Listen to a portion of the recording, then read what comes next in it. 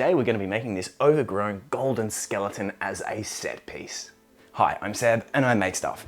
And if you've been watching this channel for a while, you've probably noticed this set slowly evolving behind me. And today we're going to be filling in that space right there. So I jumped over to Pinterest and started having a look around for something that I liked. And I found this. These overgrown skeletons really just popped out to me, especially the gold as it matches the aesthetic that I've used for a few other pieces behind me here. And it really jumped out to me because it reminds me of my current D&D character, so it adds a little bit of something extra special for my backdrop. And I just so happen to have a skeleton left in my garage from some old Halloween decorations. This thing's a bit of a mess. It's covered in wires to help hold everything in the positions that I want for Halloween, but for this we're just going to start chopping the limbs off and removing the head. Sorry buddy, you served me well, but now on to your next life. And now we have a nice rib cage and spine to work with. I'm going to use some foam clay to cover up a few of the screws and bolts that are visible on the model, as well as covering up a few little extra holes that I'm not too happy with. You could probably get away with skipping this step, but I really like the idea of smoothing out all of these joints so that it has the right effect from any direction that you look at it. And now everything's smooth, we give it a day to dry before coming in and coating the entire thing with a bright gold spray paint.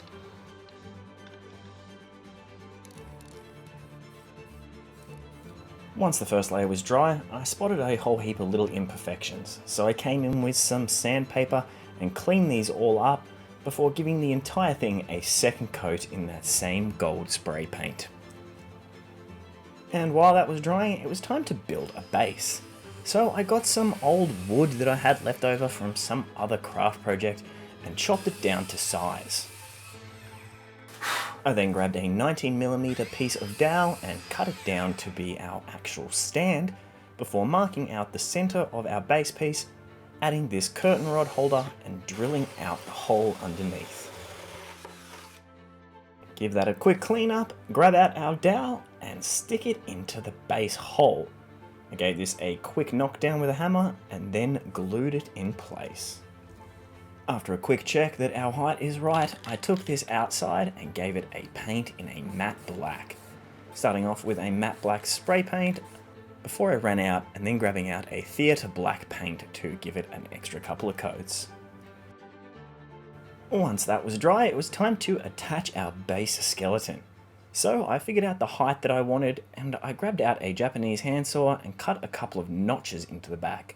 I'm going to be attaching this with cable ties and I realized that the rounded back would probably just slip.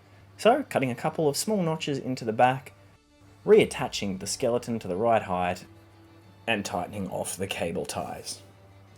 And adding on a couple more for good measure just to make sure that everything stays nice and sturdy.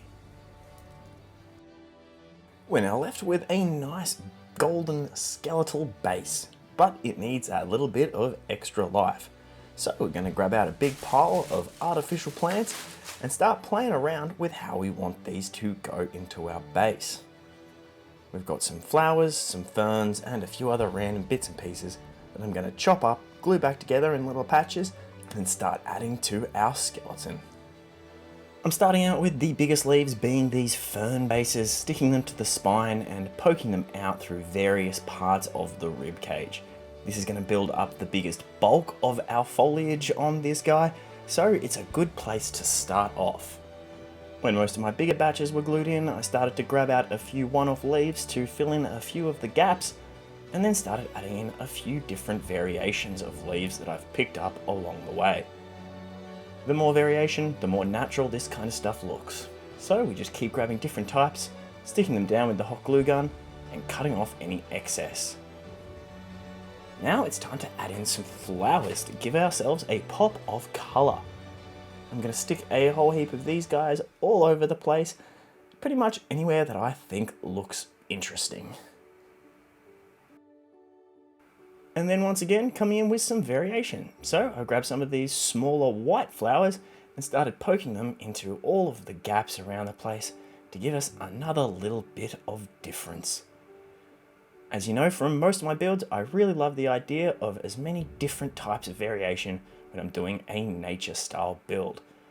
So we're going to come in with even more. This time using some reindeer moss to fill in all of our gaps and give him a bit more of that overgrown feeling. I went a little bit nuts with this stuff, but I really like the look of it completely taking over, and it also did a really good job of covering up some of the glue where I stuck our flowers and plants in place. I'm pretty happy with how this has turned out so far. It's going to be a really awesome background piece, and overall the overgrown feel really just excites me. But it wouldn't be one of my builds if we didn't add in a big pile of mushrooms and a few little critters.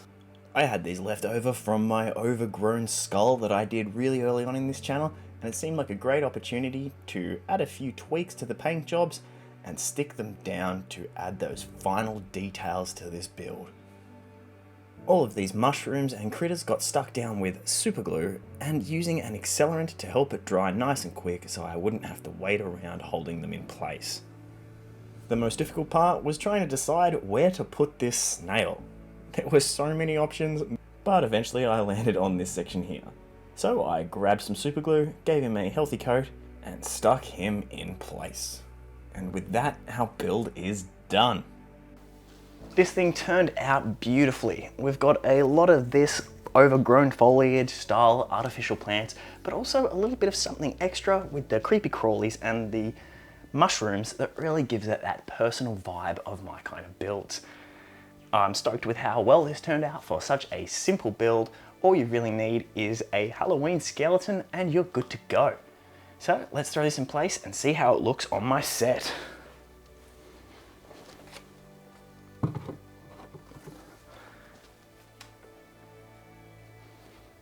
Beautiful.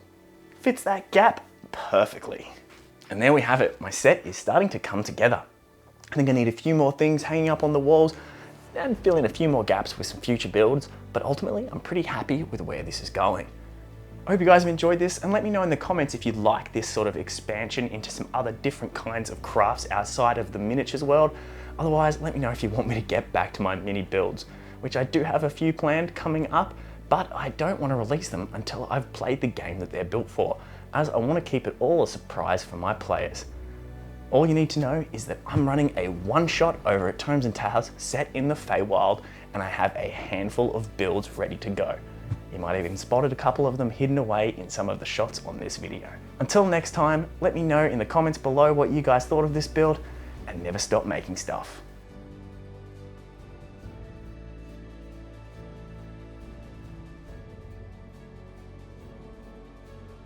And if you want more builds with life-size skeletal pieces, check out my skull dice tower. This was one of my earlier builds and has a very similar aesthetic to today's build.